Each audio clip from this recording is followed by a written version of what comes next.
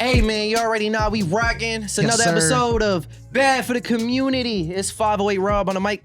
Got Nate Nix in the room. Yes, sir. And I say special guest often. I do throw that. You actually say it every time, which is crazy. Every some time. of the guests, So it's like some of the guests really just be like regular guests. Type shit. So Sometimes it's like, they don't even be guests. Sometimes they be additional co-hosts. so if any, That's so crazy. Like it'd be like Johnny, who's not like he won't be on as a you guest. trying to say Johnny not special? No, he is, but you'll be saying special guest instead of special co-host. True. You know what I'm saying? True. And the thing is, when if everyone's special, who's really special? Facts. I was about to Type of say. thing. You know what I mean? Yeah, every nigga can't be a star. I'm wearing bro. that. I'm wearing that out. But I gotta put extra respect Hell on yeah. our guest this week's name Hell because yeah. we looking at an ultimate iron champion right here. He got Tight the shit, title tight belt shit. to show it. You should have brought the Grandmaster. belt. I should have, yo. You should have brought the belt. I planned on it The belt too, was and then tough. I got in the lift, and then like Yeah, it was over. I was like, "Fuck." He said it was gonna fuck up the fit. I get it. He didn't want to hold that shit around all Nigga, day. the belt never All fuck up the right. fit, bro. Hell It's the no. chip. I mean, that's I an wanted easy to shit. walk in like a Type WWE shit. You champion, feel bro. me? Stone Cold music. Facts, right? I watched the live too, and I Yeah. heard about putting this shit up. Yeah, bro. That shit had me dying, bro. Cause bro, I was like, bro, put that shit up, bro. Like, you can't see that shit. Yo, Like, I you see wanted us in that the shit fucking around shit, my But that's how a waist. champion hold it. Like you feel me? Yeah, You gotta serve the yeah. crowd. I wanted Like, to you do win the that whole shit, you Randy gotta be- Orton shit. I felt good, Yeah, bro. bro. Like you gotta hit it with the.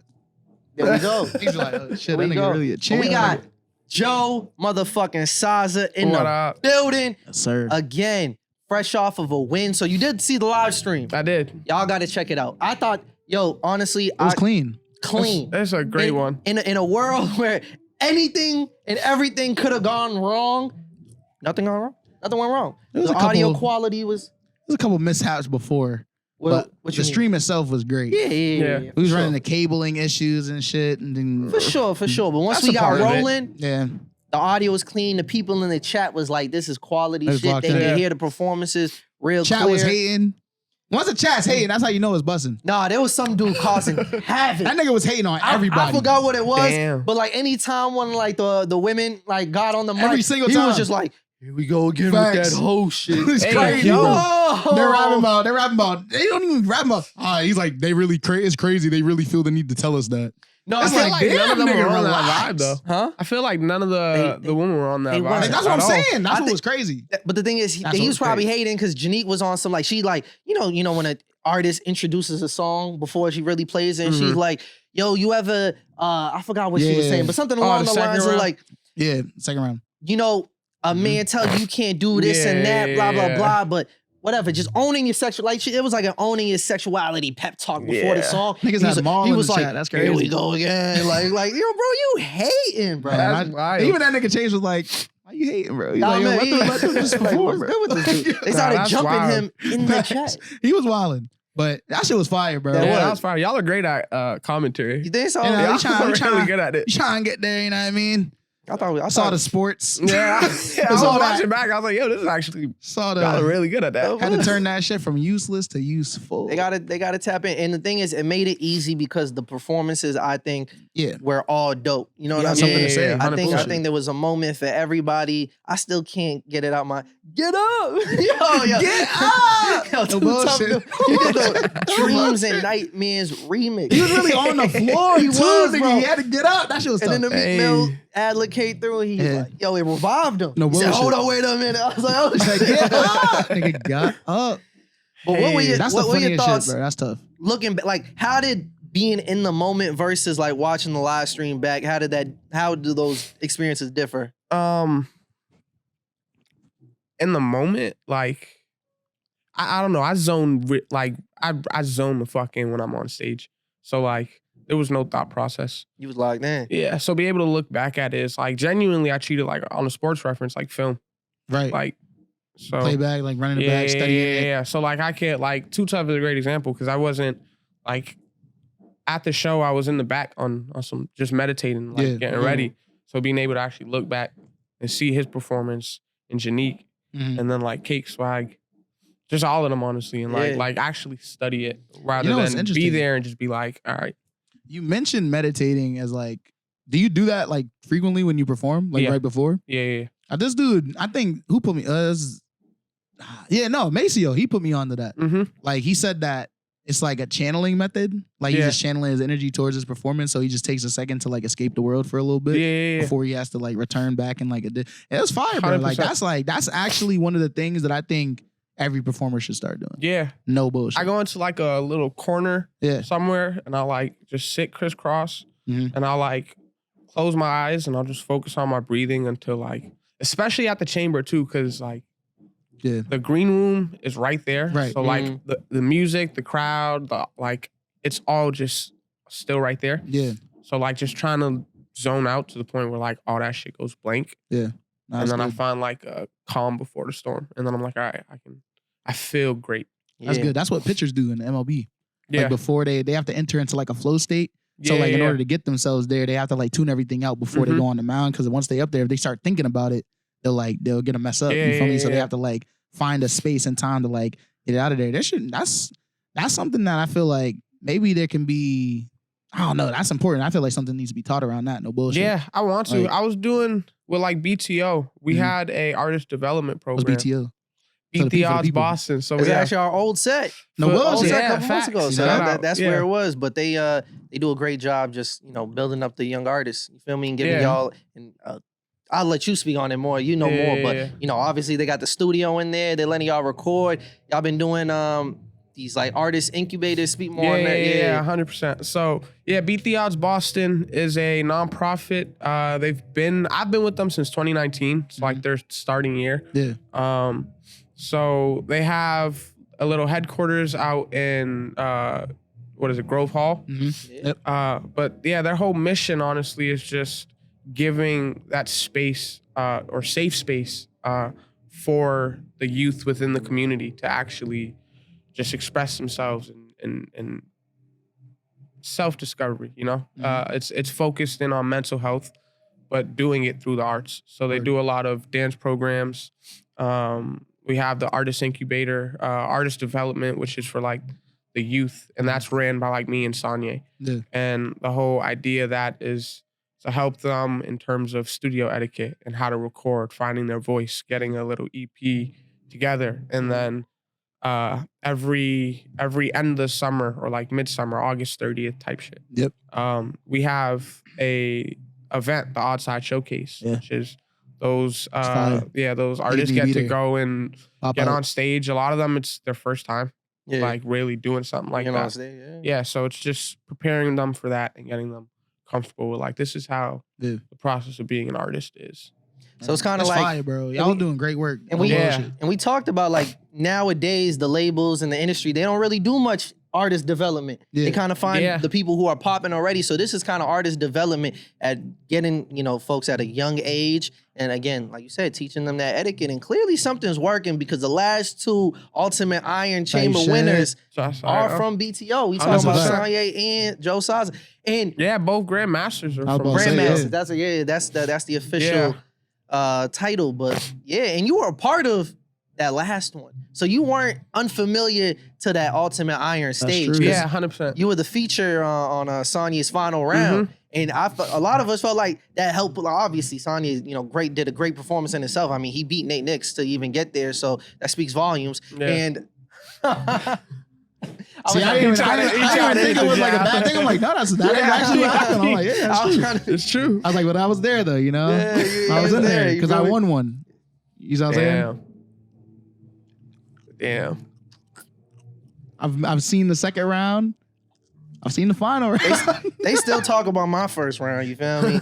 I feel like I helped bullshit. set a path for where the future could go. No one's even taking it where I've taken it in all these chambers. I'll be honest with you. You feel me? That speaks volumes. Yeah, I heard a little bit about that. I want to like see it. See, I wish there was footage back then for that. There is? There is. I need to see it. It's on YouTube. No bullshit. Is it? Yeah, I'm gonna go watch that shit. This nigga entertainer. What can he's I on say? bad timing. But what's your name? But all that to say, no. So a lot of us felt like you helped even push like him to that decisive win because he was going up against Sosa. Big Sosa. Big Sosa, and she was on a run that night. Bullshit. It looked like her chamber to lose.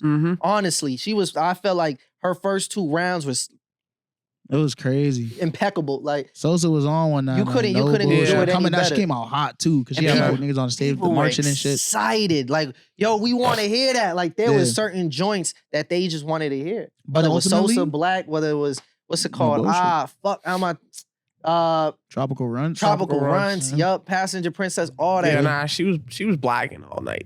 But I think you definitely like you came out, and I think you and Sonya like y'all have like it was a chemistry.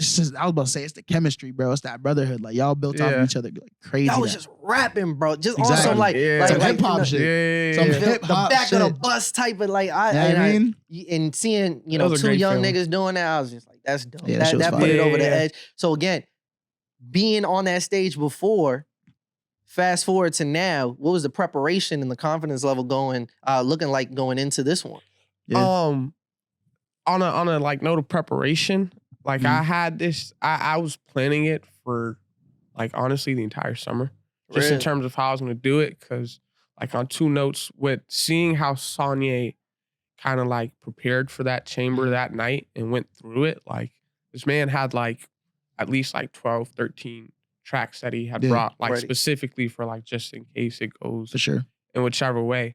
And then also honestly the conversation I had with you at my first chamber in January of you just speaking on like the first round and like if you can hook everyone in and like and you definitely did that shit. I'm telling you, don't talk about we that. Gonna get into it. You definitely did that shit. So like I kind of got to a point where I was like I know what I have to do just from watching that night, doing it on my own, and then going to a few other ones.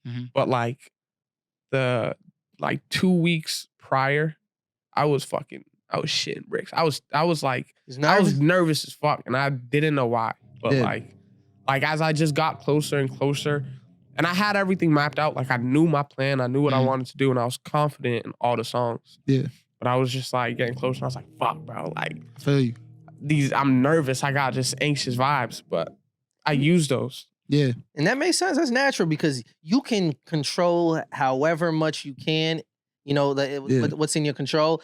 But there's so much variables. That is out of your variables that are out of your control when you step into the chamber, because ultimately it's about what the people want. 100%. You know what I mean? So you could go put the best performance that you could, but if the people aren't feeling it, if someone else, they feeling somebody else's, then that's what it is. There was a lot of tough calls that night. There were, no bullshit. There really were. Yeah. And the round between Janique and Jo Saza. That was tough. That was the toughest. No, that was the toughest one. That was definitely tough. I wouldn't want to make that decision. No bullshit. Jo Saza was blacking on no bullshit. No. He definitely snapped. And I really want to put respect on his name because again, like respect. Him just being 15 doing that shit, bro. I wish I was 15 at that. Because it's like all I could think about is like, what's he gonna look like 3 years from now, Facts. 5 years from now, when he just has more reps under his belt? Like he's already doing his thing now. What is that gonna look like when that momentum continues on? Yeah, I was telling him that right after he got his vote, I was like, bro, the fact that you're 15 scares me. Yeah. Like you're on a different level and you're still very young. I genuinely just feel like experience is probably the best, like, for sure, progression for an artist. Like, just the more you experience, the more you can speak on, and then the more like insightful you can get with music. And he's already very like introspective and just very, very vulnerable in his music. And I was like, bro, it's beautiful. It's dope. And he's like a sponge, bro. He learns from like every environment that he's in. He also, 100%. I think one thing that's dope about him is that he also tries to put himself in those environments too. So he doesn't just like stay to himself. He like goes to everything. He's trying to be a part of all these different groups and collectives and organizations, right? Because I know he worked with BT over the summer. He was a part of BT Odds. He's worked with 617 Peak, you feel me? Like all these different things, like that's important because like a lot of times, and this is sad, but I think a lot of times like younger artists, they get like a taste of like what it can feel like to be on stage and all stuff. And then like, that's the only thing they're chasing. They forget about everything else. They forget about all the hard work, the prep. And then they get up there and it's like, it's dope seeing you here, but it's like, it doesn't really mean anything if you're not going to do anything with it. You feel me? And I think it's kind of what you said. You had mentioned the nerves and using those nerves. Mm-hmm. Like that's really the key. It's like, I feel like you should always be nervous because you can channel that energy into something special. 100%. Like you can really use that. And I think that's something that a lot of people just don't do. Yeah. Don't know. So shout out to Jo Saza because I see him doing it. Every day, nigga, no bullshit. Yeah, no fear. I think a lot of people get like caught up in that, like they're afraid of the nerves. Yeah. Rather than just being like, embrace that shit. Yeah, just use it. It's natural. Yeah, I'm not gonna lie, that last round between you and him, that was a toss-up.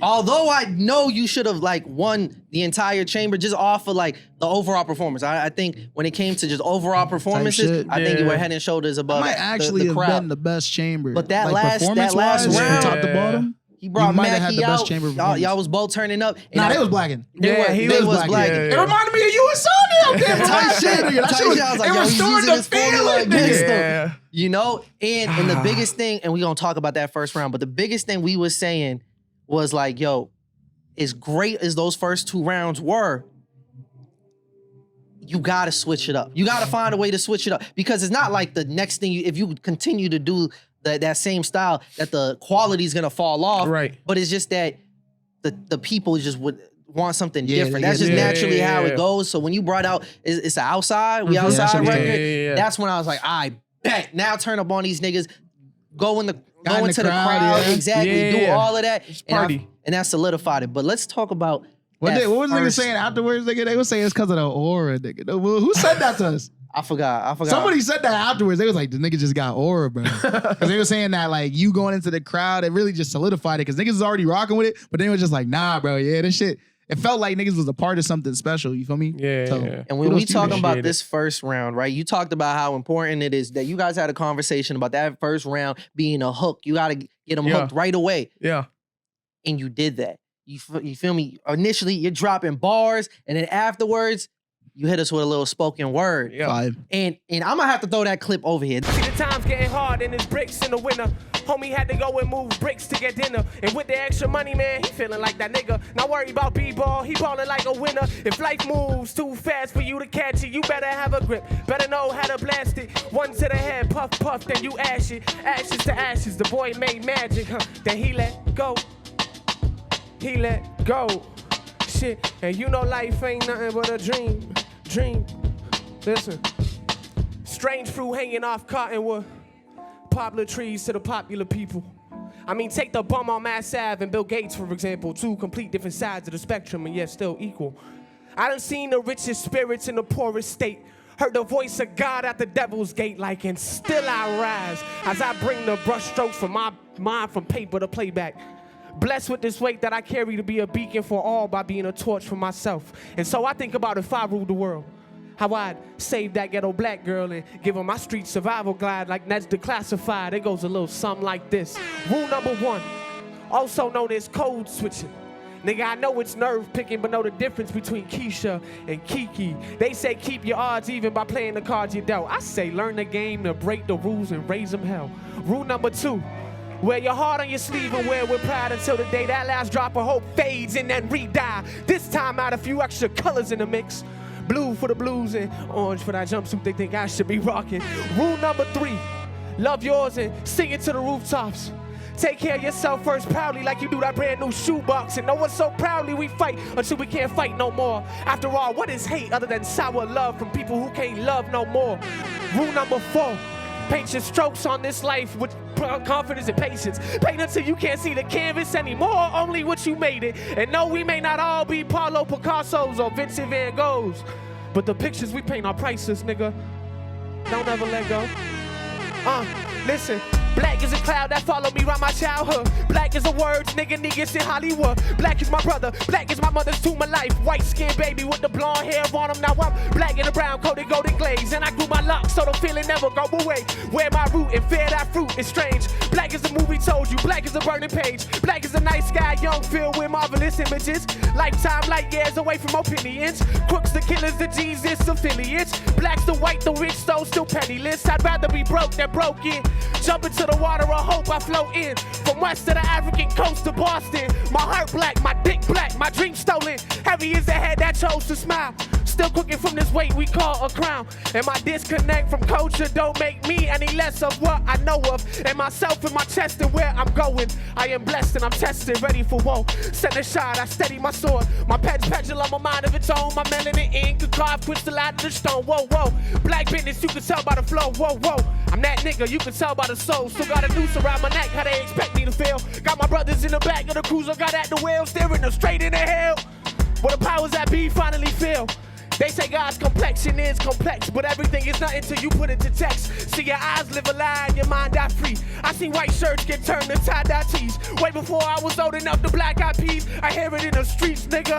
You know, I said I won't let go. Go, go, go, go, go, go. Say I won't let go. Go, go, go, hey. When I feel, said I won't let go. Go, sing it. What? Shit, I won't let go. What?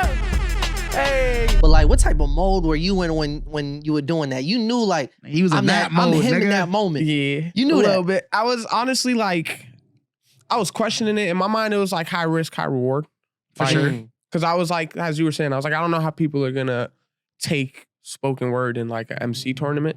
So I was just like, and that honestly was a part of the nerves, like going into it, of being like, in my mind, if I could do this and like execute it and do it properly, like I'm like, all right, I know it'll be something like something special. But it was just a matter of like, I gotta do it. And I like was revising that spoken word like the week of and like still going through it. I was supposed to have a live band like recording like for the beat. That would have been tough. Yeah, like I wanted it to be something else. And like the day before, like I just didn't have the instrumental, so I had to go with the normal one. And it was like there was just a lot of like small details in that like had me like starting to question it. I feel you. But the yeah, execution, man. Yeah, like I got on stage, like I was in that flow state, and then honestly, like right after I finished that, not on no like shade towards anyone else, but like once I finished that first round, it was like I'm confident. Like I'm like, yeah, I know what's about to happen. You know what? I think the placement of it too is important because you went after. Who were you going up against first round? Lila. Yeah, that was a good one too. She had a crazy round. She did Brockton right for that one. No bullshit. I hate it had to be her against Joe. I'm sorry. Yeah, no bullshit. That's one of those ones. Bro, nah, she's a force. Yeah, nah, she's crazy. That was a great round. Yeah. But Lila, right? So she came out and she did a great thing. But like everyone before that, I think they opened up the door for the audience to be more engaged with your performance because they had started doing like free verses. I think Janique was the first one. She started off with doing like a free verse before she even got into the songs. Right. And I think that like it gave the audience like a taste of like what it could be like. Because in some chambers I've seen people do it like super late, and then like the audience is like, oh, this is dope. But when they don't do it early, sometimes they're like, you know what I mean? It doesn't stick. But I think the placement like played it just as much as a role and like everything else because people were open to it and they wanted to hear what you had to say and they were listening too. And I think it also helps that you have like great stage presence. You have the delivery was on point, the timing and the cadence was like spot on. Like it's kind of like Bret Hart. They call him the excellence of execution. You feel me? Because like the shit was just like it's on point. Like blink and you miss it. You feel me? Type shit. Like there's no mistakes. And I think that's something that a lot of artists can draw from. But when it comes to the chamber, you have to be on that type of timing. Yeah, no, you can't make mistakes. You feel me? 100%, bro. And the biggest word is like. We were listening. Facts. I feel like a lot of times, you know, and that's no knock to anything. I think that's just natural. Like when you in a performance. No, it is a knock, nigga. Some niggas just be talking up there. I'm not trying to hear that shit. But I'm saying, there's a lot of times where we just feel music. But why is that though? It's because sometimes niggas don't be saying shit though. Maybe not, but maybe. Nigga, when you was saying some shit, we needed to hear that It really was one of those things. It's like, like you had everybody on a string. Every single person, bro. You had our attention. We wanted to hear because you're not just like, again, there's times where people just put in some like cool words together and rhyming, and that's dope in itself. Right? But when there's a bigger message behind it, when I feel the passion behind it, it's like, yo, you got my attention, and I'm gonna pay attention to every word you said. And the chat was talking; they were saying masterclass performance. I said that was the best performance I seen in the chamber. That's real. And you know, I had to sit with myself like, did I gas it a little bit? I don't think so, bro. I can't come up with another one. You feel me? This one's at a close, but like that one just. wow, you just got to put, like, I already have mad respect for you, but like that just had to put another layer of respect. And when you talk about the chamber, when it comes to that first round, it's a lot more crucial than you think. Because what that allowed you to do is get a super head start. Facts. Nah, 100%. That's really what it is. It's like, if we racing, now I'm 20 meters ahead of you now. Type shit. And again, a lot of people treat the first round, and I get it. You don't want to give them like too much and like overextend yourself, and then you don't have nothing to show for it. But that first round might be your only round. Yeah. And then you're going to be like, you feel me? Damn, I wish I gave them a little bit more that first round. And that's the point. It's like that first round, you have 6 minutes. Like, yo, go out there and give them the best 6 minutes that you could possibly do. Yeah. Because you never know. Because even if you don't make it to the next round, it's like, obviously that was never gonna happen with you. You're nice. But for niggas that don't make it to the next round, it's like, bro, like you never know who's gonna become a fan of you that night and what you could walk away with. Still make it stick. You feel me? 100%. And I hate it had to be her, but that kind of happened with Isha. You feel me? Because the first thing she played, you thought it was gonna be One Night. I did. Because with One Night, she got me back too. That was crazy. Is it a mariachi band in the beginning? And then in the original song, she said like the mariachi blend. It sounds like it's about to be some traditional Mexican song or something. And she says psych, and then it turns into what One Night is. When she performed it, she said psych, and it turned into a whole different song. So it's not. So when that mariachi band was started playing, we all got excited like, we about to hear One Night. That's a favorite of ours. No bullshit. And that would have worked, because then it would have built anticipation in the later rounds. Nigga, One like Night, I said, but she didn't get to that later she round to be able to play nigga. One Night. I don't care what she performed, nigga. Amnesia my shit. So I was fucking with it. You was fucking with that. I was fucking with it. You was on camera. That shit was gas to me, nigga. That's my song, nigga. I fuck with it. Facts. You know what I mean? But I feel you though. It's like getting people to be not only like familiar with your game, but also giving them like kind of like giving them like a taste of what's to come in like the best way. Like you ever go to the mall and they're giving out like the free samples and shit. It's like sometimes it's like that free sample, that might be what gets you to really like come back for more. You feel me? So it's like you gotta give them that first round, everybody gets one.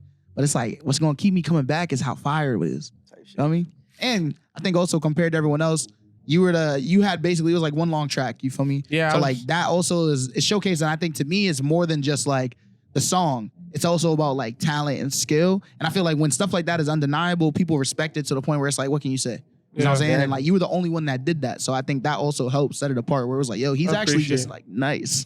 Like, I think I have the upper hand. And I did theater. Like in high school. Was that your major in BA? Yeah. Fire. Yeah. See? Niggas need to respect theater, nigga. 100% no respect bullshit. Theater, nigga. So these niggas are out here trying to talk about, musicals don't bust. Nigga, shut up, nigga. That shit's fire, nigga. Stand on musicals not busting. But, crazy. That shit is gas. I don't want to hear it for the Joker, but that's another point. All right, I didn't see that yet. I can't speak to that. But what do you think added value from your experience being at a theater school in high school? So like when we did plays, we did them in a black box, which means like it's like it's not this great. It's just a room, and you got an audience on 3 or all 4 sides, rather than like just a stage and the crowd. So like you really learn how to keep people engaged, and like really tell a story just by like nuances and just small things that I learned just by like being in that environment. So like it's not really shit that I can like explain like in words, but I know like in my mind like what the correlation is of like being on stage and being able to like not move and be stationary with just the mic stand and the mic and still know how to like keep every single eye locked in, especially with like a 6-minute song. Right. Like I showed a lot of people that song and they were like iffy on it because they were like, yo, attention spans are just not there. And it's like, and that's a valid point. It's 100. No, yeah, it's 100% a valid point. You feel me? And like, I'm like, yo, I know how to demand an audience and like really like dictate the energy to focus in on whatever it is I want you to focus in on. Yeah, so, bro. Yeah, like just being in that environment, it's like. It's easier when it's like, all right, these are my words. It's my feeling, my emotion, rather than trying to like play a character. Like, nah, it's just I don't have to try. Yeah, it's my life. Yeah, and yeah, it's easy as fuck for me. That's one of the beauties of like having all of those like technical skills, because I think a lot of people undervalue them, but it's like it is 100%. Technical skill, bro. Being able to be in like acting, like stage presence, these are skills. You feel me? And a lot of people don't have them. But when you're on a stage and like you bring in all your experiences, right? It's all the theater background, poetry as well. You're bringing in music. You're bringing in, you know, like the lived experience, like all of those things like combined into like that one moment and create something that, you know, we think is like the best chamber performance for a first round. For sure. I was iffy on that. For a first round, I'm saying in general. I think Red Shades had a great first round in the film chamber. That was fire also. But I think like it's like 1A, 1B for me. But like I think that's like the reason why it's the best is because it's an amalgamation of everything that you are in one space. And a lot of times people are holding back or they're not giving us everything, but like it was everything. It was raw, it was vulnerable, it was just fire. That's appreciated. Literally gave us everything. Plus. So as a well-deserved grandmaster, we got to get to it, bro. What are you doing with your 5 bands? Have you received your 5 bands yet? Nigga ask this question every time. I got to. Yo, it's a lot of money to get. Bro, we asked Sawyer this question. This nigga was like, Coke. He was like, why? No, that was before. But he said that as a joke, but like, why? Like, why you asking me that? I'm about to say, I'm not gonna say it's life. I'm not gonna say $5,000 is life-changing money, but $5,000 off of your art is dope shit, bro. It do a lot. One night's work too. Facts. Well, it's not one. It's the culmination of years of work for sure. Right. But it happens in the night, You feel? Yeah, what you gonna do with that, bro? Like, I'm curious to know. Is it going to a project? Is it on some personal shit? Like, I gotta take care of some things? Like, a little bit of both, honestly. Yeah, trying to get a car to be real as fuck. That's a great thing to do with it, especially if you want to move. If it's gonna make things easier for you to be able to get to places that you need to be. Oh yeah, definitely. But yeah, like I wanna take portion of that for the personal shit. And then honestly, the rest I'm investing in myself, going back into it. I have a couple projects that like I want to drop, so kind of like budgeting it out and just keeping it like balanced. Mm-hmm. But also, honestly, like even if it's like 500, I just want to like save some of it. Yeah. But of course, bro. Yeah, I'm distributing it a couple different places. I like to hear that, bro. And Smart, I don't ask the question because I'm pocket watching or something. I just gotta make sure like you're not about to change your lifestyle. Like I'm about to buy some fits with it. Like you was gonna buy. You feel me? Bro, that could be invested in bro. You know, don't underestimate that. Though. That's not because sometimes you gotta tell niggas, but you can do that with the bread that you're moving around with now, bro. But peep this though, low key. This is an investment tool. This is the money clothes that's be an investment, bro. No, they not, bro. Bro, I'm telling you. Yo, when you pull up, the shirt you buy, it could be the freshest shirt of all time. It's fresh the first time. Watch what I'm about to do to him. It's fresh the first time. So Pete, what if you buying a suit? What about it? What if you buying a suit?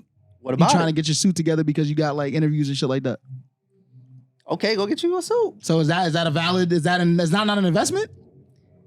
This nigga, because you see, can't say shit. Because this nigga sat here and said, I bought a suit. It was an investment for the BMAs just last year, nigga. He sat up here for like 20 minutes talking about, nah, it was an investment. Whole time, nigga, bought the suit for the event. You wore that suit since, nigga? Nah, clothes can be an investment. Okay. Clothes can definitely be. It can be, for sure. But that's crazy. You should have been. I should have been prepared for that. You feel me? Gotta be on your toes with this one, nigga. I remember that shit. Yeah, I'm trying to double that money up, honestly. That's fire. Yeah, man. So what's the next couple moves gonna be looking like? Drop. That's the thing. Nice. You got it. You gotta keep with the momentum. You got the people behind you now. Feel me? You on bad for the community. Right, they don't tap. right. No, I'm kidding. Your streams are not gonna go up just because you were here, but they gonna hear you and they gonna be like, that's crazy. That's why I'm trying to underestimate this a little bit. You know what I mean? But if they didn't know, they know now, and now you got these extra eyes on you because of your performance that you put on. And I want you to be able to capitalize on it and 100%. Show the world these skills, bro. 100%. Yeah, I appreciate that. Of course. But yeah, I got a couple things. I've been like working with a lot more. Like I've been working with Devo a lot. Gib, my fucking new roommate, Mo Rice. He's a producer and artist. Nah, Mo's fire. Your roommate's with Mo. We went to UMass Lowell with Mo. Oh, word. Yeah, that's my boy. Yeah, that's my roommate. So that's crazy. We cooking up just with everyone at Facts. It is. Small city. I'm surprised. That's dope that you know him though. Okay. Or that you have that because like I'm like, yeah, me and Tomo, yeah. No, that's wild. Mo knows everyone I know. No I was in Florida like a couple years ago. I was living out there for like 3 years, but I met one of my boys from out there. Like, never been to Boston. He's lived in New York, and like I think he's lived on the West Coast somewhere as well. But like, he knows Mo just somehow, some way, and it was just fucking weird as shit. But it be like that. Huh? Yeah, no dude. Bullshit. Fucking yeah, no. So I've just been working with a lot more people because like I feel like the one thing that like I held myself back with in the sense of dropping was not being able to like I would just go to YouTube for beats or and it was just excuses, honestly. But like shit that I could easily be like, nah, it's not mixed to the point, like, because I'm engineering my own shit. So it's like, I'm like, all right, I can do a demo version, but like just not being comfortable with. Or they call that Demoitis, right? Where you just like, you're trying to always keep working on it until it's perfect. Hey, believe me, I know. That nigga said, he said, I'm afflicted. It's actually crippled me entirely. I wasn't able to break a guy. No, it's bad, bro. I'm honestly the same way. My fucking, I have a vault of so much music that I'm probably never gonna drop. I feel you. So it's like, the only way to make that not a bad thing is like, I just gotta make that same amount of music. Facts. But in a way that I can't drop it. Yeah. I feel like the lesson I've learned is kind of like, you should probably just drop that shit, bro. Like, the moment you make it, don't go with like more than 6 months without just releasing it. Because 6 months later, you probably not gonna feel the same way. You might be making even better music. So then you're looking at it like, I don't even want to drop. You know what's crazy, bro? So I'm in that exact state like right now. Like I have a project that I've been like prolonging a drop for like a year now.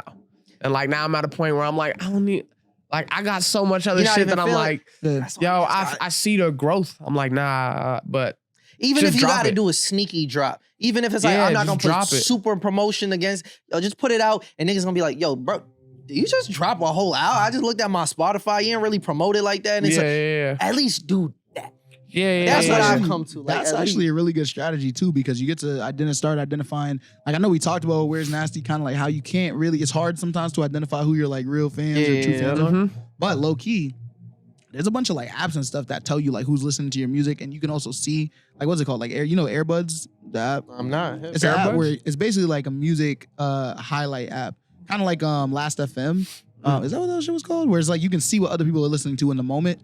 So like for example. This dude Cleo, he dropped yesterday. You know what I'm saying? He dropped a song called Pot of Greed. And I know I listened to that song mad times on repeat. Not because I was glazing, but because I was low-key in the car. Maybe. And then, you know on Spotify, you click the song and it plays and it's just playing over and over again because I'm like, damn. And at that point, I was like, damn, I'm driving. Okay, whatever. I guess you're gonna listen to the song. But like, I'm able to see how many times like I've listened to that song that day or whatever. And then it shows you in the app like, oh, who are these people's top listeners? It shows you like a list of like who's listening to their songs. And like you can see like I'm at the top of the list and then who else and all this stuff. Yeah. So when you drop, if you do like a surprise drop or like a drop with not much promotion, you can still like see. It might even help because then you can start identifying who specifically is like, who's paying attention. Who was like, did I show up in their Discover Weekly and they just listen to it off rip. Stuff like that. So it's really ways, no bullshit. What was it called again? It's called Airbuds. Airbuds, yeah. I need to check that out. Because they use it as an app to like see who other people listen to, but the way I use it is like, yo, who's listening to like which artist? So I can like start identifying like who are those people's fans. You know what I'm saying? No, that's smart as fuck. It's crucial, bro. Honestly, you just gotta be procedure based. Fuck the results. Fuck like the numbers and stuff like that. And I had to remind myself too with like Bad for the Community. I was like, I gotta get back in that mode that I was in, where it was like before we had any views, it was like I do not give a fuck about a single view. Nigga was locked I'm just going to keep putting out content, and it's gonna be rewarded. Took you a minute to get there though. No cap. Nigga held us hostage for like a year, bro. Oh, okay. It was like, but that was like before we had a name. A crazy statement, bro. We didn't drop. We had like 20 episodes. No bullshit. We did. But that's us developing. But I'm just saying like, but eventually, what happens though is like. That's valid though. You start making, then when the clips really start blowing up and the stuff your content start, then like, now you got benchmarks. Facts. Now you got numbers that go crazy and you're like, if shit, before it used to be like, I'm just gonna put out good quality content, whatever. Then you start putting good quality content out and then you're like, but it's not doing the numbers that this one was doing. What happened? And it can discourage you, or you just don't want to put as much effort into it, but you just gotta stay locked into that mode of like, bro, tunnel vision. Facts. I just gotta stick to the procedure. Like that's it. And I feel like music could be in the same way of just like, I guess you can get caught up in like how to promote it, how to market it, how to make, you gotta have this video with that shit, da-da-da-da-da. Yeah. Just drop the music, bro. Yeah. I think as artists, niggas just gotta, I feel like we're all perfectionists in some way. Sure. So it's like, I feel like a lot of people get caught in that space and end up not dropping. Like I'm still in that space where it's like, I gotta make sure it's like it fits a standard in my mind. Yeah. But like, honestly, that's just stupid. It is, and believe me, I'm talking to you, but I'm talking to myself. You feel me? I know it sets the standard. Know what you it's the mean, people, bro. really. Mm-hmm. They fucking with it, bro. Listen.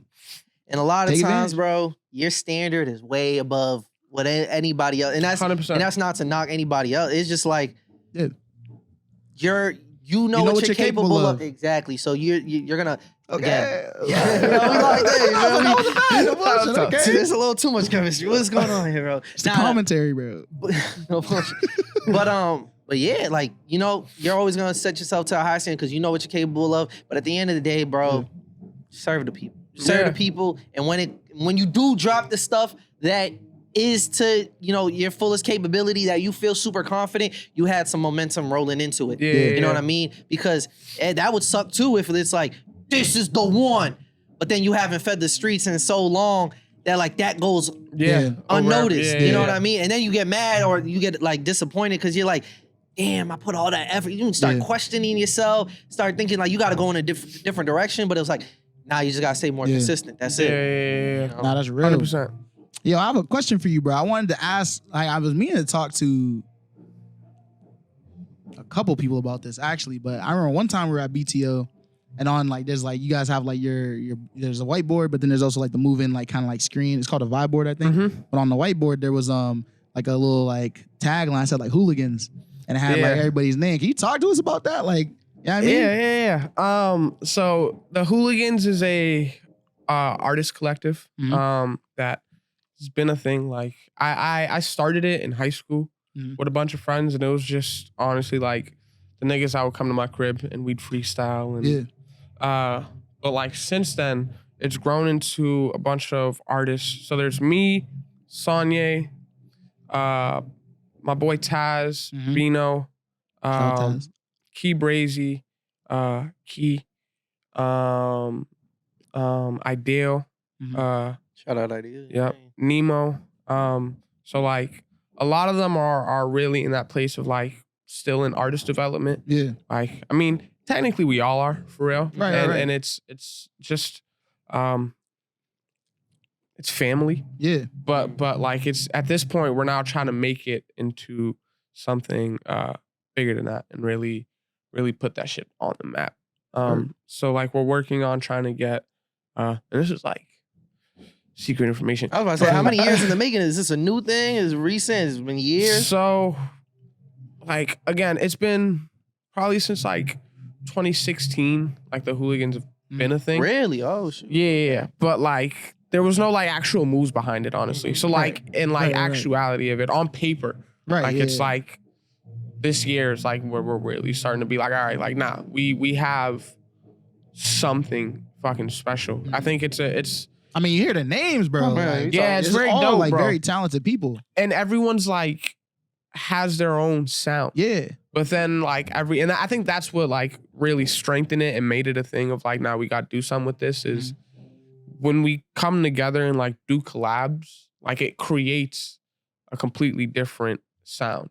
That just feels like, you know, Hooligans. Like that's probably the best way to put it. It's the same thing with me and Sonye. Like we have a like duo group on some Outkast shit. I was about to say, that's fine. Collab album on the way? Like, y'all could be on some Wayne Dre shit. We gotta find out. A little something. But yeah, so we got a little group called Red Flowers, me and Sonye. Okay. And like that in itself, like whether we're doing like kind of more R&B feel music or straight hip hop or like fuck around and just do a trap song. Like I feel like there's an underlining in all of those that like it just feels like Red Flower. Right. Like it feels different from what me and Sonye do separately. And it's like the same thing with the entire group. So and then we have artists, we have stylists, people who Ideal and Nemo also make clothes. So they do one-on-one pieces. We have like engineers, me and Sanye. Sanye produces. I'm getting into production. So like we're trying to create a collective that's more than just artists. Right. Or music. Yeah, music. Got you. More specifically like recording artists. Yeah. Not just recording artists. We wanna kind of build. There's like truthfully, there's like 18 of us. Okay. Yo, it's a label, nigga. It's a collective, community. Yeah. It's a but like we haven't been in the space. We've been in that perfectionist state where it's like, we want to make sure everything's right and like put our first foot down, make sure it's the right one. Right. And it's like, to an extent, it's held us back, but it's also like, I feel like because we're still in that beginning stage, like, okay. You feel me? Like, we haven't put anything out. People don't know us. So there's no expectation put on us yet. So it's like, we have time to still. Not now, but now there is, nigga. Now you right. I've heard some of those names, bro. I had to ask, bro. Next time I see you, I'm gonna be like, so what's the word with the Hooligans? like what? Because when I seen the names on the board, I'm like, okay. But I'm like, let me make sure I'm not, I don't want to say too much, but let me make sure I'm like in the right path. Is it what I think it is? So It's really just a family. And that I can speak on. But like, there's a lot of things we're trying to do with that. That's still, in the building process. So that's dope. It's fire, bro. You know what I go back to? A couple months ago, probably top of the year, Champion Sound comes through. True. Y'all are all sitting here. Y'all broke our couch. No bullshit. No bullshit. It's a team. I'll take it. Yeah, the collective team. You feel me? You guys can collectively catch the blame for it. No bullshit. Right? And it's just funny how, when they talked about the story about how each, like Devo's explaining how each person got involved in the process. Right. You were one of the people who didn't show up to the training sessions or the weekly, sessions and everything. But you were just so dope that he's like, so fire, we got to get this man. And you had your own interlude and everything like that. So it's like, to be on Champion Sound, to become an actual champion with the belt and everything, I just think it's super dope to have that full circle moment. Nah, 100%. That's just 100%. All I one of the songs in the second round, that Devo track, wasn't planned until the day of, because I was just like, I gotta have something. And you know what's mad funny about spawned, that? Bro. No bullshit. Bro, watched him walk through the door. Devo was in the live chat. Yeah, he was for real, bro. Like he was like the whole first round. He was locked in. He was. I feel like he seen your performance, and he basically was like, "Nah, I gotta pull up." Nicole was telling me that everybody, they was all watching it at the Sound Lab, and Devo was like, "Nah, I gotta go see it." So then when he came, that's exactly during the second round where you was like, where my nigga Devo at? And he was there for that moment. Bro, yeah, it was crazy. It was fucking, like, bro, shit like that on that night, but just in general. Like, there's just a lot of shit. This entire fucking year has been really fucking dope. Just with the people that I've met, fucking the opportunities I've been put in, the rooms that I've been in, have been like, it's not like life-changing, but it's definitely eye-opening. Yeah. You say it's not life-changing now, but I rest assured, a couple of years from now, when you 100%. See what those seeds grow into, 100%. I sound like an old nigga, bro. Bro, he's like, man, a couple of years from now, man, it's real though. It's facts. But damn, nigga, we getting old. I'm not undermining. That's what they used to say to you, nigga. That's what they used to say to us. My seeds are still growing. My seeds have grown really well. But did they not used to say that to you though? I'm hip, and that's what kept me going. You feel me? That's what made me have to actually, fulfill the potential. That's I still gotta call it like it is, though. Niggas getting old, bro. We are getting old. That's crazy. And that's why that's why it's a balance of like having that mentality. Yo, we still young, we still got time. And then there's another part of me that's like, no, take advantage. Like, do it now. Because the shit goes by so quickly. Yeah, that's true. It really do. And before you know it, you got responsibilities. You got people counting on you. Life get real and all that. And I'm sure life is real now, but like that shit weigh on you like a ton of bricks all of a sudden. Now it's like this person, you got to build here, build there. And 100%. You paying everybody but you at some point. It get crazy. Man. It get crazy, bro. No cap. That last part. It's like, you also kind of just, it's blinking, you miss it, but it's also like, no bullshit. Sometimes you don't even know it's happening. Like sometimes like the good things that are happening to you are like the moments that you're in, you don't even recognize those as like good things until like afterwards, you feel me too? So it's always good to just keep like a critical eye on everything, you feel me? So that way as you're going through the experience, you enjoy them too, you feel me? Yeah, 100%.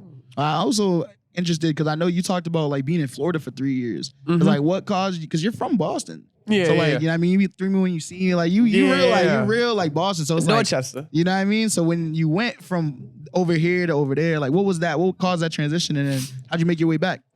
School caused it. So I went out there. I did like. What age were you at about? I was 19. Fresh out of high school? Yeah. Right out, Yo, so funnily enough, so I dropped graduation, like right before, or I recorded that video like graduation day, and like had my bags packed. So like before I got my diploma and was like actually graduated, like I was. That was the video you did in the classroom setting. Okay, I think Ja'Cory showed me that. Yeah. So like I did. It's funny because I met Gio and Beat the Odds Boston. Like I got I partnered with them that like year, and then right as school was about to end, one of my close friends that I've known since like my freshman year, he found like an ad on Facebook for a school out there called First Institute, and it was like 11-month program. And you get your associates in recording arts and show production. Oh, fire! So like he convinced me to go, and like another one of our friends from like that group, I convinced Sonya to go, and then another one of our friends from high school. So we all applied. Me and 3 of them drove down, and then Sonya met us like a few weeks after that. Right. But yeah. So we went out there for school. I did 11 months, and then that sounded like a sentence. I was I did 11 months of First Institute, man. You know, First chance I got. it was only 2 days of First Institute. It's my first day out, but nah. Yeah, I was there. I got my associates, and then I stayed out there for like another 2 years.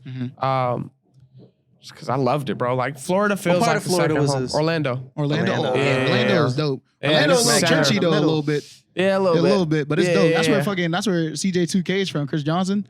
Oh, where? I got shot out there, nigga. That's crazy. In his hometown, that was crazy. I mean, that happens. I know a lot of stories like that. Orlando. It be a hometown that do it to you. It's crazy. That's CJ2K. Orlando's fun. I fucking loved it. It was genuinely like a second home. Yeah. I met like a lot of people. It's a bunch of fucking hooligans that I met out there that like they just like was a part of the vibe and just the energy of it. Some of them were like, yo, I want to be a part of this. And others were just like, you're with us 24/7. So like it just makes sense. Yeah. But yeah, I found like a second home. I did a whole lot of like self-discovery and just like just learning about spirituality and just growth in that sense. Word. You doing a lot of music then?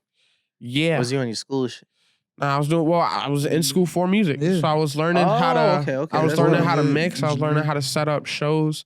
Like they taught me Pro Tools and how to just run like all the dollars really. Yeah. So like, and then being an artist who like when I was Pro Tools was something I always seen was like, I don't understand this, but I want to figure it out. Yeah. Right. So once I got it, like they gave us like a subscription for it. Oh, fire. Yeah, so I was at home just in my house, like, and me and Sonya. So like, just that's my brother, but that's like we're competitors, and like we live for that. So literally, he's in the living room cooking up, and I'd wake up to Sonya making music. I'd be like, all right, well, I gotta fucking make a song now.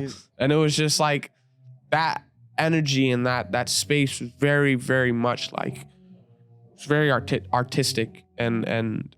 That was all we were doing. Like that was my first sense of like independence. I can't help but feel like I'm getting like that's fire, bro. Gohan Trunks vibes from y'all. You feel me? Because you feel me, they rivals when they need to be, but then when they need to fuse, nigga, it's crazy. That's Red Flowers. You feel me? That's where I'm going with it. But that's dope. That's like, and when you tell me about like going to school for music, I would honestly, seeing from experience now, I would urge people if they really serious about being in the music industry, like you really want to do this music shit, I feel like there's a lot of sustainability when you can do other roles outside 100%. Just being an artist. You know 100%. What I mean? Like I look at a Frank Clark, you know what I mean, doing what he's doing now, and it's because he has that foundation. He has that foundation of whether it's the music theory, whether it's knowing how to play bass, whatever it is, and he can engineer, he can produce, and although he's an artist that's fully invested in his own career. Yeah.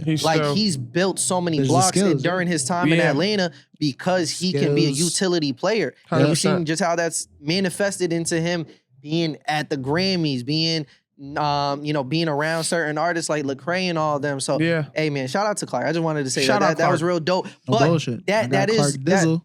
That nigga, bro, Demo kept saying it, bro. I keep saying it too. You just gotta throw Dizzle in there. Clark Dizzle, bro. That's crazy. That's funny. But, that's my dog. But that just made me think that, like, if you're really serious about it, I think it's maybe crucial to know every another role. Yeah. Because if you're just an artist, there's mad artists, and an artist is a very self-serving role versus being a videographer, being a producer, where you're adding value to someone else. And I think that's when value gets created for you, when you can, ultimately add to other people. I think also on the sense of just knowing your team and knowing what, like, I'm not a lawyer. I don't really know like shit, but just in a sense of understanding that language and having that knowledge of it, like, So not in the sense of like I'm gonna do it, but like I know what to look for when I'm finding those other people to fill those roles.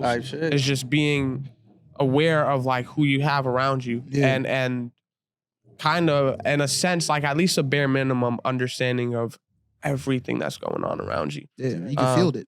Yeah. Which is like, again, shout out to BTO for that, because a lot of the shit that I've just learned in a sense stems from there.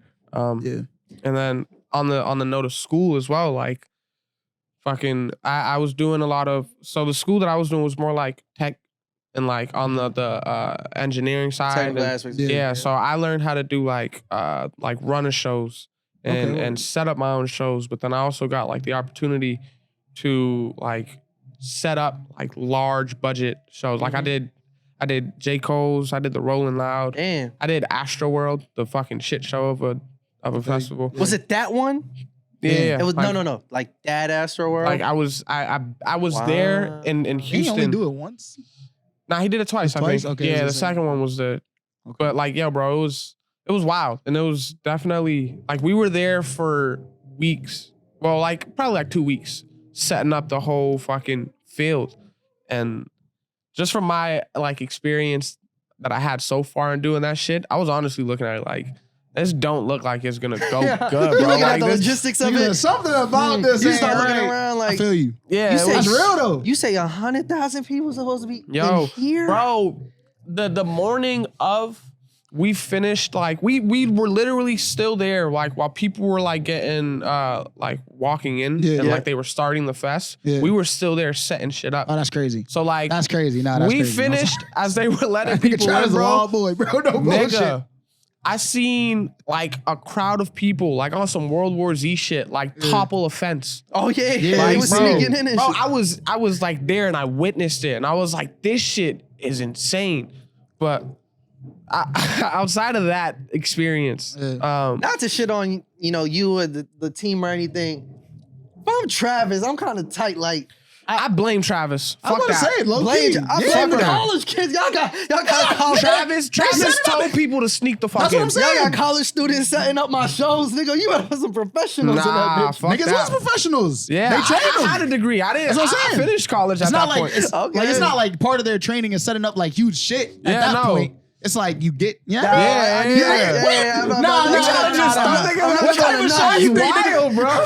not trying to knock you. I need like a 15-year plus professional. That's crazy. That's wild. What are we doing, bro? Listen, they have that. I was a stagehand. I'm not like the person. I'm not the nigga like we doing this. Someone's telling me what to do. I'm pushing boxes. I'm plugging shit in. Okay. There's a lot of shit too, because like some of the shit is like being built from scratch. They're welding shit. Like I seen it, like bro. Some of these sets get crazy. Yeah, bro. it was fire. Yo, the Rolling Stones one was fucking fire. There was a lot of fucking great opportunities. I did Justin Bieber's show in fucking Tennessee. That's fire. It was like just on the scale of there was a lot of places I'd never even thought. Like I never see myself being in Tennessee. Oh, Tennessee's like, fire though. Amazing. No so bullshit. like that experience only came from like honestly going to school and like gaining that knowledge and doing on doing something within music that wasn't just an artist. And I think all of that Memphis experience, I can't speak to the whole state. whether it's knowing how to. I said that when I was like, Memphis is fine. I ain't been to all of Tennessee, but Memphis is You're good. not talking about Nashville? I never been to Nashville. I was in Nashville. He was in Nashville? Okay, so we got Nashville, we got Memphis, everything else. It was fire out Memphis there. is tough, though. Fuck you. Yo, I gotta Memphis go. got crazy food, bro. But I think all of that experience and all those skills that you've built up are gonna help you as an artist tremendously. Oh, yeah. 100%. Because we know 100%. those artists is like they go to the studio and they tell the engineer like, nah, but can like you know the instructions that just aren't clear Yeah. enough. Like, can you Like, make punch it me in, sound but I want it to more- sound like I'm like underwater trying to breathe. Or you be at the stage like, you know, how could if you don't know the language to be able to talk to the person who's handling the stage lights, like, Yeah. okay, I want it to be like this, da da da da da. Yeah, you gotta learn You know what I it. mean? Yeah. And I think that's gonna work to your favor. Facts. Yeah. Even with that too, it's funny because like I still low key be doing that shit. I feel But you. like it's in a way where it's I know what I'm talking about Right. now. And It's, like, a way to, it's a language still, Yeah, so it's like I can you still learn speak the to an language. It's engineer and Ebonics, you get feel them me? to- You learn the language just Yeah. to flip it and like Right. I know how to communicate it with you in a way that Right. like You'll understand. yeah, you feel me? You'll get it. You know what I mean? Yeah, but One I of was the- definitely at first like can you I just like I want this, but yeah. Like you know what you thinking in your head, but just the explanation of it. Yeah, that shit. Bro, I be telling artists too, It's low much key, easier. send examples. If you heard it before, send it. I could probably Yeah. deduce it too. No bullshit. If Facts. you got something in mind, because Reference. sometimes these niggas be saying some crazy shit though. They be like, "Yo, you ever heard this one song by like R38?" And I'm like, "Send it, bro." Like, no, I haven't heard Just that. let fucking me song. hear it. No. But you know what's dope about, and this is like just a shout out to like BTO and like really like all the organizations that are doing like the work of like some of the artist development, but more so on like the entrepreneurial side is like Right. some of those skills is really dope. And I love the way that it's not just about like getting people in the door so that they can learn the skills, but it's about Right. cultivating the hands-on experience with it and giving people the opportunity to like see what it can look like from getting from like that starting point of just learning to then kind of taking it to that next step of like finishing it up, hosting your own shows, Yep. putting things together for yourself. You feel me? Like y'all are doing the Mass Music and Art Summit. You know Yeah. what I mean? Coming up. So I'm excited for that. We gonna be there. You Yeah, feel me? But, yeah. Like, Oh yeah, with Paul. It's gonna be a Paul, dope-ass event. Paul's Yeah. putting it together. But So, Gio's been talking about that for a while. Yeah, so I'm Gio- really yeah, glad to, some like, industry see that players come to life. gonna be there too. Yeah. We got That's gonna Lil be dope. Russell. Yeah. We got a bunch of people. Yeah. Look at the flyer. Look at the flyer. Bullshit. I'm sure there's something for everybody. Yeah, there's a lot of good people. They got some A&Rs. They have industry videographers and cinematographers. And they got the publicists for Yeah, Drewski yeah. and Megan Thee Stallion. They got a lot of different roles and like positions within the industry Yeah. coming.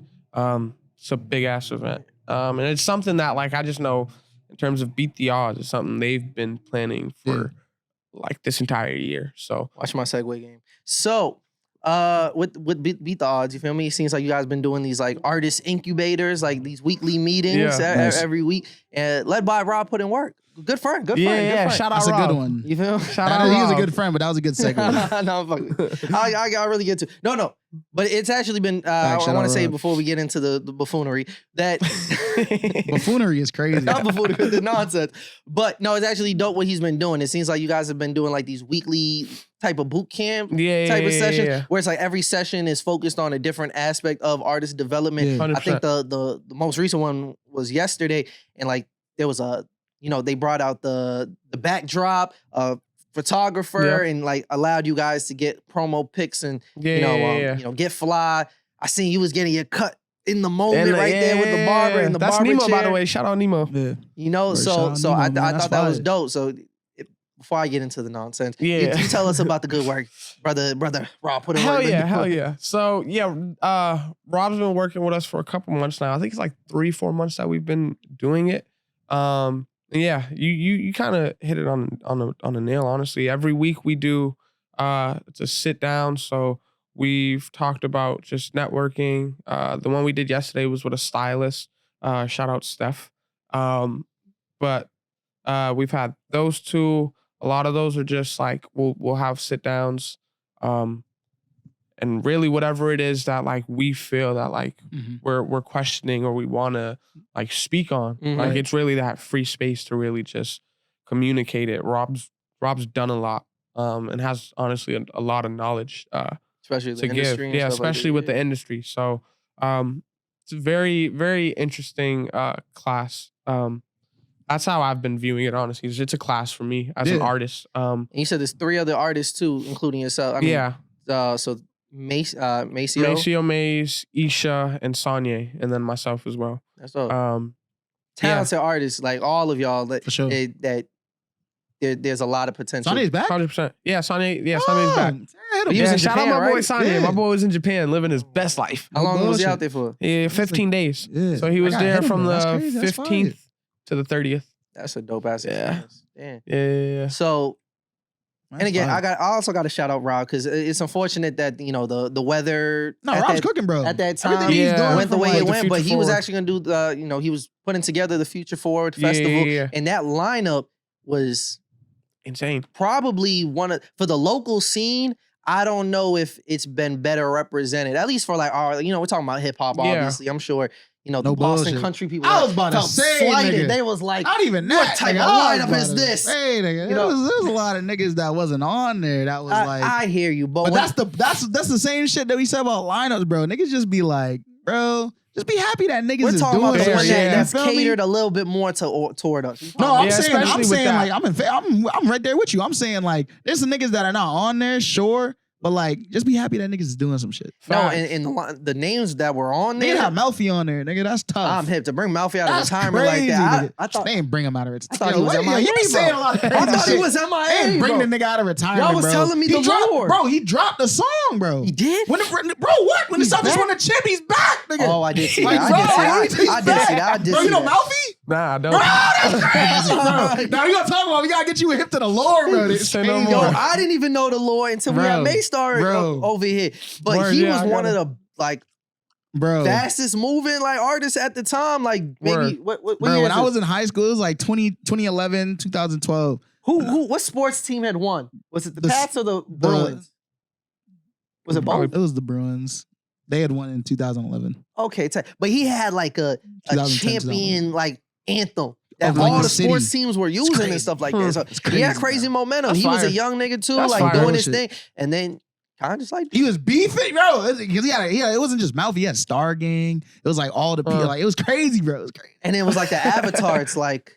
When you needed him most. He disappeared. You feel me? But now he's back. Like, that's crazy. Yeah, I was dope. When you said that, it sounded like you was talking about the Avatar too. He's back. Shout out to Rob for being That's crazy. That's great. No, but yeah. Because I'm learning the lore. I'm not from Boston, so I'm learning the lore slowly but surely. I'm piecing these stories together. Shit. But no. Before we get into the nonsense, I gotta shout out Rob for the work that he's doing for the local scene and everything. Because I'm sure a lot of people have used this tweet that we'll be talking about as. Hasn't even been out for like 24 hours. Has the tweet even dropped for 24 hours? I still haven't seen it. I couldn't find the tweet. Numbers, bro. I couldn't find it. What did he say specifically? Yo, I seen a tweet. I just got on my timeline yesterday and I was just confused with what was going on. I did send it though. You did send it in the group chat. You did send it in the group chat. Because I knew, because that was a bad take, bro. I knew it was a bad take immediately. Yo, because I was like, the wording, I think I know what he means, but the wording, I don't know. Yo, nigga. before I tell you the tweet, bro, you just gotta look at the stats on this one, right? Feel me? Tweet stats. 391,000 views on this. Oh, that's crazy. This shit Earlier blew the today fuck had like up. 200K. Yeah, no, damn, niggas have seen this that guy. shit. Niggas seen this shit. All right, we got 50 replies on this, 32 likes. 207 quotes. Oh, that's crazy. Now, I don't know if y'all niggas know Twitter, 32 likes is crazy. If you got... That's like, niggas do not like Niggas do not like They're it, just bro. quoting it. They're not retweeting it because they agree with it, but they're just quoting it because they got something to say about it. Niggas might be hating at this point, bro. No bullshit. It wasn't even that. Like, it's not even that. Came out for it's this not. That's what he was saying. Niggas might just I want to know what he said. All right, because that doesn't even kind of make sense based on what he tweeted, but yeah. This is an 8 a.m. tweet, by the way. 8 a.m. on Friday. He was feeling passionate. He was up. He said, most these niggas rocking diamonds made in a laboratory. And that should let you know the plot is getting lost. Yeah, so I had to send that to the group chat. So what do you, I'm not gonna hold you. To I was decipher, like, what is he trying to say? He's trying to shit on the niggas with lab diamonds? Is he trying to I thought he was calling niggas broke. Sound like you're saying that niggas is fake flexing. That's what it looks, but that's not what I thought. But what does he mean by the plot is getting lost? I don't. That's what I'm saying. That's what I'm focused on. I think from Noah and Rob, I think from my perspective of that and what I take from that in terms of me trying to decipher what he was trying to say is niggas got the game fucked up. Exactly. Niggas is championing fake shit. Is that what he's trying to say? I don't know. I think that was maybe, but I can't speak for Rob. But I think that was used as he don't speak for himself. I think that was used as an example of like, and it may not have been the best example, but I think it was just an example of like, y'all are niggas' priorities is not. Yeah, right. it's not in the right place. That's what I thought it was too. And I thought it was. I just thought the example itself was like, oh yeah, niggas not gonna fuck with this. We'll tell y'all why people weren't fucking with it. But Tomo was in the group chat. He made the comparison. He's like, yo, I get what he's trying to say. He's trying to say it's like AI art. That nigga needs to explain himself. I still don't understand what he's trying to say. Today, I genuinely don't understand. I said it. I'm still waiting for him to explain it too. I said that earlier this morning. I genuinely do not understand what you're talking about. I can see the correlation of. Do we want to call Tomo? That's like saying that alkaline water is fucking AI water because they have to fucking put it through even more filtration and ionize it before it goes into the bottle. Yeah. So technically, it's not even. It's water, but it's not. But it's not real water type shit. Before we call Rob, it's a whole new type of water. I'm gonna call Tomo, have him explain the AI shit. He sounded like he know what Rob was talking about. Yo, where you at, bro? You a mad at Pen? Yo, can you get somewhere quiet real quick? Don't do that, because we don't got headphones. I'm not doing it. Okay. Loki just trying to see if it's goes. We talking about the lab diamonds versus the blood diamonds, bro. And you compared it to AI art. We're talking about the. No, we talking about the blood diamonds versus the lab diamonds. Oh. Nigga, y'all niggas on a pod. Y'all niggas call me to go on the pod, bro. From out the comfort of my place where I'm at, bro. I'm at the comfort of my place. King David performing Matter Pan, nigga, we lit, nigga. Okay, shout out to King David. I just wanted to know what you meant by the comparison of AI art. Bro, the lab diamonds is like AI art, bro. You feel me? If you, bro, at that point, bro, you might as well just not rock diamonds, bro. At the end of the day, bro, people's gonna die over it regardless, bro. It's luxury goods, bro. That's why they charge, bro. Because people are dying over that shit, bro. No bullshit, bro. It goes back far before history, bro. No bullshit. Nigga, diamonds have been around for years, bro. Niggas dying over that shit, getting killed over that shit. Same shit with gold. Only thing is you can't make gold. Gold is a finite resource. That's why it's so valuable. To be honest, bro, diamonds is not even really valuable, bro. Niggas, it's just a precious rock, bro. Like, that shit is not even actually valuable, bro. You feel me? The fact that they can make it, bro, show you it's not valuable. If something was actual value, bro, you can't make that shit, bro. It has to be formed naturally by the earth. All right. Can we agree? You can't make gold. Can we agree that diamonds don't serve a utility in terms of like they don't serve a utility? It can't. It's not a tool. It's not. It doesn't have a. Luxury good. It's a luxury. Exactly. It's just a look. It's just a look, right? So what's the knock? What's the knock against laboratory diamonds if it accomplishes the same thing without being attached to the gruesome activity that is required in order or has been done to mine these blood diamonds? If it's all just a look, doesn't the lab diamonds accomplish the same thing? No. All right, listen to this. Let's remove the whole fact that kids are dying. That's crazy. You lost me. You lost everybody. You lost us. Listen, that's the whole point, though, nigga. They can't lose that. That's the whole point, bro. What I'm saying, bro. Don't call me and cut me off, bro. All right, my fault, bro. Yo, say you have to go out and go pick your own diamonds, bro. You feel me? Like, would niggas still go get it, bro? You feel me? Some niggas would. Niggas would go pick the diamonds. It's the fact that it's like, bro, nigga, that shit's naturally being formed by the earth. You feel me? That's what the value of it is. Like, niggas used to really go out and be like, what the fuck? And see a diamond, like, you know, like digging it in the floor, like, you know, like, think of like hundreds, thousands of years ago. Like, there's not they couldn't make them shits back then. That's why, bro. It's now because you can make everything. Yeah, nigga, you could make a chicken from scratch, bro. You gonna eat that shit? Like, nigga, what the fuck? You know what? You know why I'm gonna call you out on your bullshit? You know why I'm calling you out on your bullshit? If you seen a rapper and he had a VVS chain on and that shit was blinging and shining, you not looking at it like, wow, that came from the earth. No, you think it's shiny and it looked good, bro. Why are you Bro, bullshitting? don't call me to talk podcast talk right now, bro. Speak what you speak, nigga. No bullshit. Most of these rappers is wearing fake jewelry anyway, bro. Nigga did pot it up. Some live diamond shit. They really rocking fake zirconiums and all that shit, bro. And niggas can't even really tell the difference for real, because niggas don't be actually up on diamonds. I'm not up on diamonds, so honestly, I wouldn't even be able to tell the difference either, bro. But I know that I do appreciate the things that the earth provides, bro, and does. You feel me? Like, that's why I don't, bro. To be honest, bro, like it is no value. It's as much value as you put on it, because money doesn't even actually have value, bro. Like, money is shit, bro. It's paper, bro. You feel me? That actually hold, like, nigga, they print that shit like water, bro. You feel me? That's exactly, money is the equivalent of to what a lab grown diamond is, bro. If you had to go out and go pick your own diamond, niggas wouldn't even be flossing diamonds like that, bro. Niggas wouldn't go put in the work, bro. You feel me? Niggas just paying for that shit. Niggas paying for the slave labor and shit. It's all luxury goods, bro. All luxury goods, bro, is death and blood behind that shit, bro. You feel me? That's just what it is. So end all of this. You're saying it's all stupid. Point, if you rich enough to afford luxury goods, bro, you built that shit off of somebody else's back anyway, bro. So it's like, that's why niggas do that shit. Back in the days, the only people that used to have diamonds and rubies and all that shit was kings, queens, and shit like that. People that are owning slaves, doing shit like that. You feel me?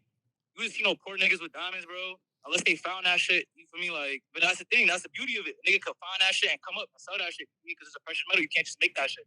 I hear you. Hey, for the sake of the podcast, still don't understand what you're trying to say, bro.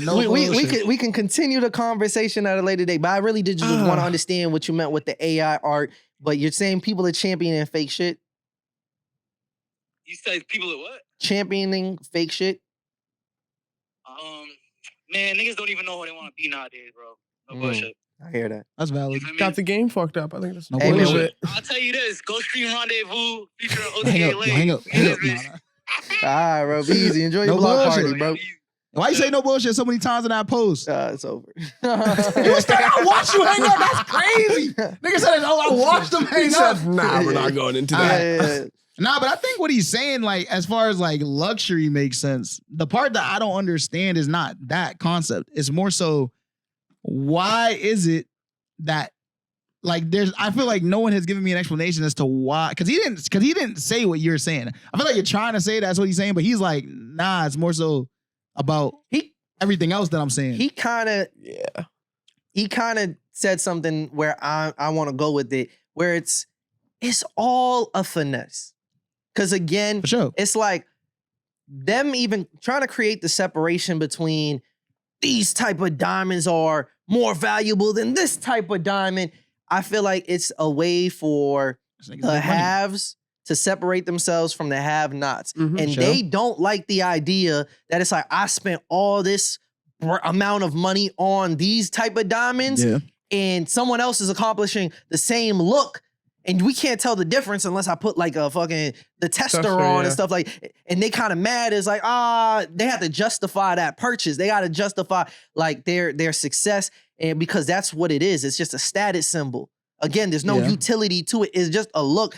So when you do see someone else accomplishing that same look, but may not be at the same status that you're at, you want to be able to divide those lines. Prideful. And I think buying into any of it is foolish. But if you are gonna buy into it, because we're in society. That's the part that I'm like. We do live in a society where there's things that we do. People buying into it? Yeah, people buying, like, it's capitalism.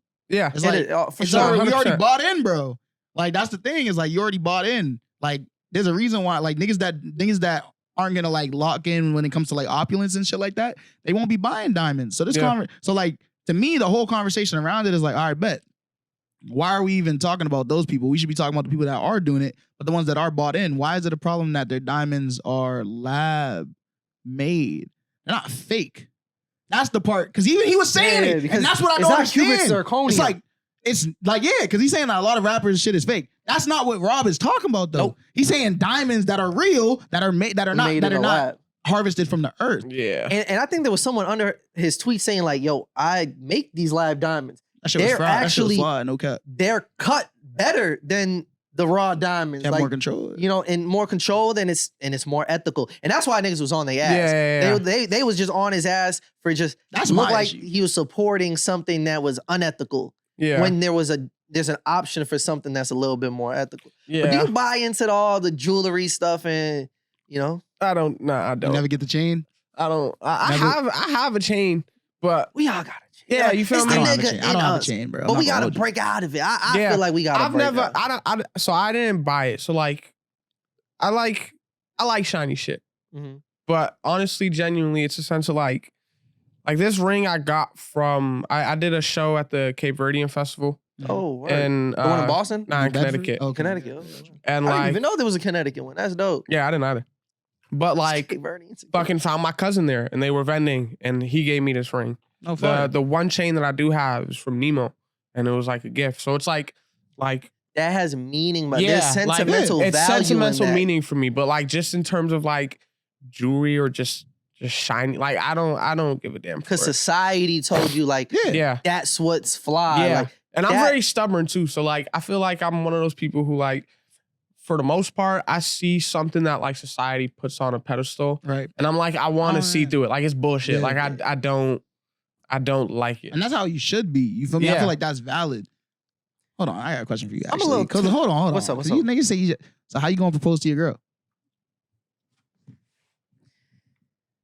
Can I be honest with you? Sure.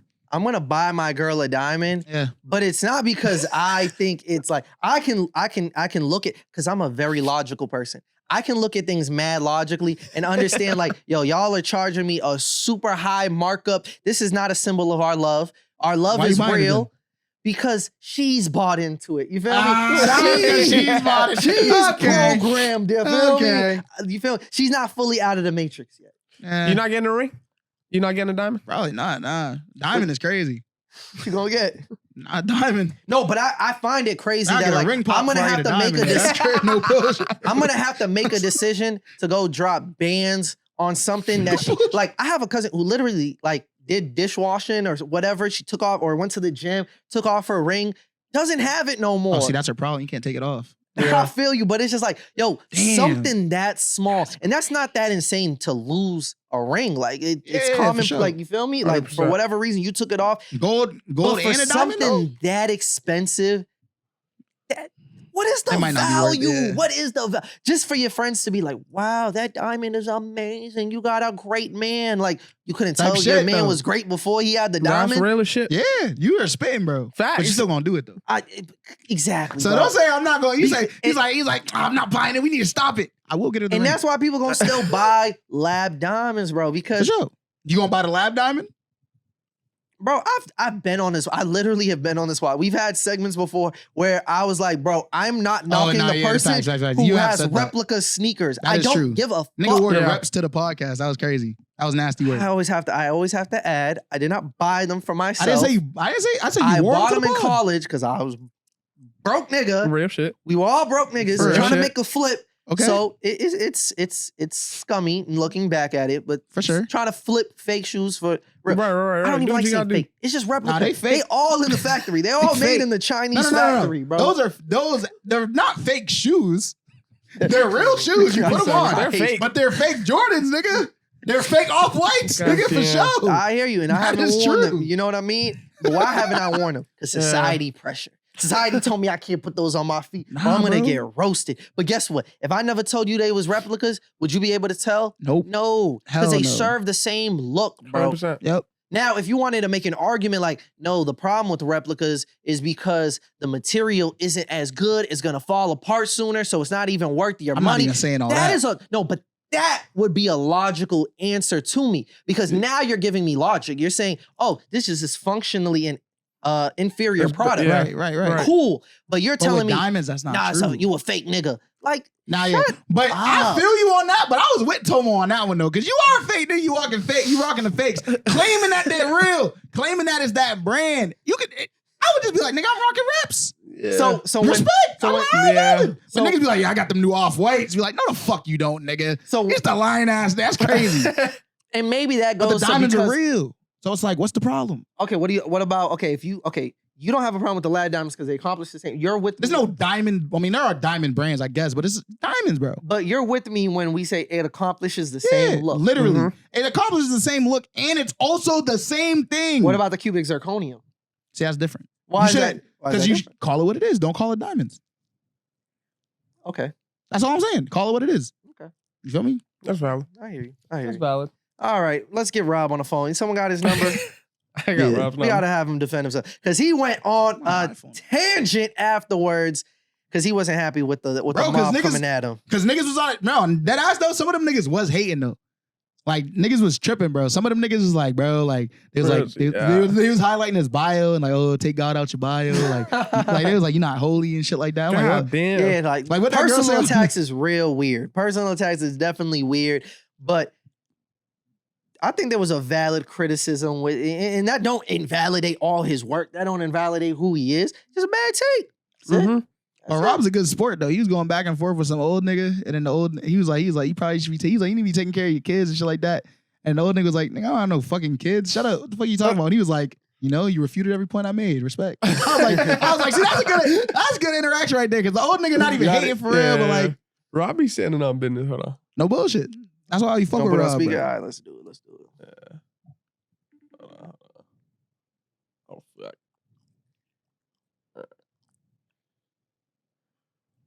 I'm sorry, the person you were trying to reach has a voice. Damn. 10 other niggas reached out to him. Facts. They was like, had the same questions. Maybe it's on Do Not Disturb. Oh. Rob is a real nigga though, because Rob and Stephanie on the same time. Did he decline that? Nah, he just quick. I went straight to voicemail. His phone's off. Yeah. Okay. He be doing that though. Him and Steph are real niggas for that. No bullshit. I need to start turning my phone off, bro. Because sometimes the shit be real. Like when I'm in, especially when I'm locked into some shit, bro. Niggas will call you at the worst times. Yeah. Niggas will call you and be like, damn, let me pick up. Because it's like, you never know. It's like, but if you don't have your phone on, you can't miss the call because it don't exist for real. I hear you. That's right. I wanted him to speak for himself. Yeah, I did too. Because, you know. I just want to know. I'm gonna talk to him later. I really am curious about like his actual meaning behind it. Yeah. But I feel like I understood what he meant. Tell me what I don't know, nigga. Overarching conversation, I just don't like the idea of like just buying into these overpriced goods, whether it's buying like into the hype. Even designer. Like I'm just not doing that, bro. Like yeah. Bro, you wearing designer right now. You got the clothes by Tomo on. But again, That's not designer, bro. This is I promise you, I do not even buy clothes like I used to. You feel me? Like clothes.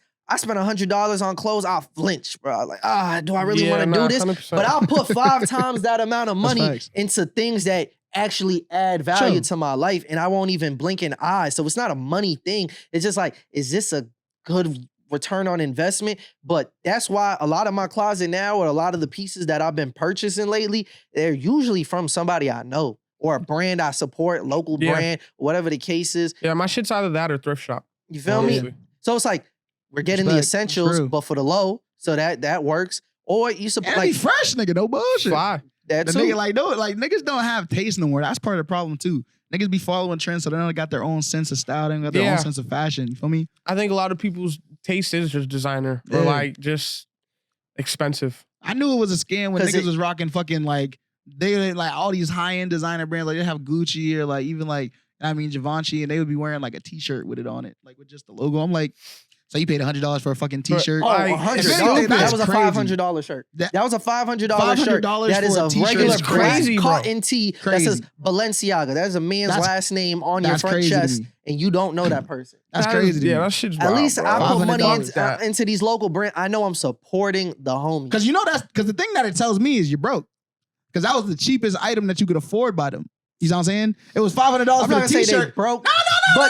Financially irresponsible. You don't have to. Financially irresponsible. You're broke. When I see you wearing that, like the Gucci shirt, nigga, the Gucci shirt is crazy. It's not $2K, bro. Like it's a t-shirt. So I know that was the item. You was like, I need that designer. I need to have designer on me. But the only thing you could afford was the fucking shirt, bro. The baseline one. You couldn't like. They make that. It's like in the low tier category. I feel like that argument is getting into the dividing the lines of the haves and have-nots. I don't want to do that. Good. But I feel like niggas, everybody should be the haves, though. Man.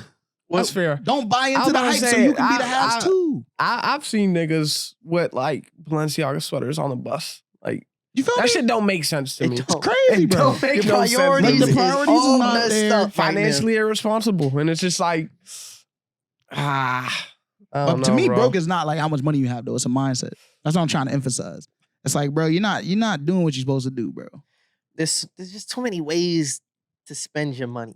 Like that there's too many better ways to put that money to good use. Nigga. Like we all work hard for our money. Most of us work hard for our money. You feel me? So it's like that ain't the way. Yeah. Just do better, bro. Invest in yourself. You feel me? Just do better, bro. Invest in yourself. Lock in. Bro, when you think you have enough money, bro, lock in, bro. Get more money. Facts. Because you never know. Facts. You never know. But he said get that credit score to at least got to start with a 7 at Yo, least. that's how I knew he was ticked off. Because at first Rob was like, he was heated. No bullshit. That's real though. He took it like a champ at first because he was like, you seen, the momentum going, and it's like you can't fight against the mob. The mob gonna do what it do, So he was like, no, I like to have these conversations. I'm open-minded. I can be corrected, da-da-da-da-da. But then he went to defense mode. When enough people started getting on it, he's like, all right. I feel like it's because it was... I know you not... It takes the one person to be like, I know you not talking, nigga. It was that one person with the lab diamonds. No bullshit. Or even worse, it's a nigga that ain't doing shit. It's like, oh, so you was waiting all this time until I said something. Now you see everyone else doing. Now you think, now you want to jump in. You feel me? It's like, nah. And our point was proven. 2 hours ago, he said, most of the niggas in the mentions off that diamond tweet look like this. So see? He said, I'm fucking mad, bro. I can't believe it's you niggas talking about this shit. Because more often than not, it has to do with like, you don't got the right to talk. Your priorities ain't straight. Yeah, nah. After the first couple of hours, it was mostly just hating. You threw your iPhone 15 away to go get the iPhone 16. You don't care about ethics and morals. Shut up. Cobalt. I hear him. He goes, your family taken care of because of you, or you still at your mom's crib? Your car paid off? How's your student loan debt? Your credit score start with 7? What do you own? Who do you help? I knew he was tight. I knew he was tight. He's like, I know you niggas not going for me. Once niggas start bringing up like normal shit is crazy. That got me. Student loans, car paying. I feel like that's regular shit. That's regular shit. Like, I'll be popping this shit. It's like, you attacking me now? Hold on. What is that? Hold on, nigga. Like, I was like, bro, I thought you made sense, bro. I think the word he got into his Denzel training day moment. You gonna do this to me? I know that's what he was on. But nah, shout out. I don't want to all this, diamond tweet to distract and misdirect because I feel him when it's like, oh, you guys gonna put all this hype and hoopla on this. But when niggas is doing Future Forward Fest, when niggas is where was niggas then? When niggas is with the cooperative Dorchester Art Project, niggas is talking like niggas don't say nothing. All right, that's real. I see how niggas be. But that's our culture, spitting, bro. We kind of move on the negative. The negative is just more entertaining. That's what we want to talk about. Niggas gotta change their ways, bro. There might be niggas who got out 30-minute mark. And I ain't listening to this. Niggas too positive. Fuck out of here. Yeah. But like, how dare you celebrate a nigga's wins? Y'all glazing Jo Saza. Like, shut up. Niggas is bad people, bro. Shut up. Yeah. That's all you gotta remember. Sometimes niggas is just bad people, bro. Sometimes people are just they be going through some shit that's not turning them to the dark happiest side with their own situation. Yeah. So they gotta justify it by knocking other people. You feel me? Because it's harder for them to ascend. So they rather, cut a few blocks out of your tower. Yeah, I guess. Yeah, whatever that shit is. What the pillar, whatever it is. But Joe, I hope you know that we want to give you all our flowers, bro, because you putting in work. And I love to see it all the time, bro. And just again, it's been a hell of a year for you. At the top of the year, being a part of the Champion Sound to being a Grandmaster of the Chamber. And I'm excited to see the projects that you got in the works and all that, bro. You're a very talented artist. Very talented. You're one of the premier MCs in all of New England. Nigga, maybe all of the United States. And you're Cape Verdean, bro. So it's like you just cut from a different cloth, bro. You know what I mean? Like, I say because you Cape Verdean. Yeah, there you go. But no bullshit, though. A lot of niggas will underestimate that shit. But there's not that many events like the Chamber, though. You feel me? So it's like when you're like, you're a Grandmaster, that means you're like top of the top type shit. So to me, that especially shit means in the something. name in hip hop, bro. The name Grandmaster. That shit means something. No bullshit. So respect, bro. I appreciate it. You and keep doing your thing, bro. For real. God bless. God bless. You're in a space occupied by only one other person, and it's the homie. Facts. So that's dope in itself because we seen all the people who've gone through the Chamber. It's not like this is some niche thing. Like, I don't know. Most artists in the scene have gone through the bouts. No bullshit. And not all of them can say most of them can't say that. Outside of Sonya can say that they're in the position that you're in. So shout out to you, bro. Sonya don't got a belt. Fact. And even then, I know. right? He came back from Japan. He's like, guess what? I was like, look what I got, brother. That's dope, valid, man. So though. we appreciate you. The bell was gas. You got anything to say to the people before we get out of here? Anything for them to look Hey, forward man. First things first, shout out Bad for the community. Shout out these two.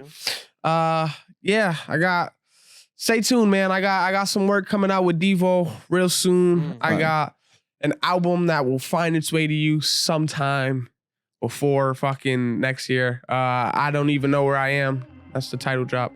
Other than that, man, there's a lot in the vault that I'm getting ready to drop.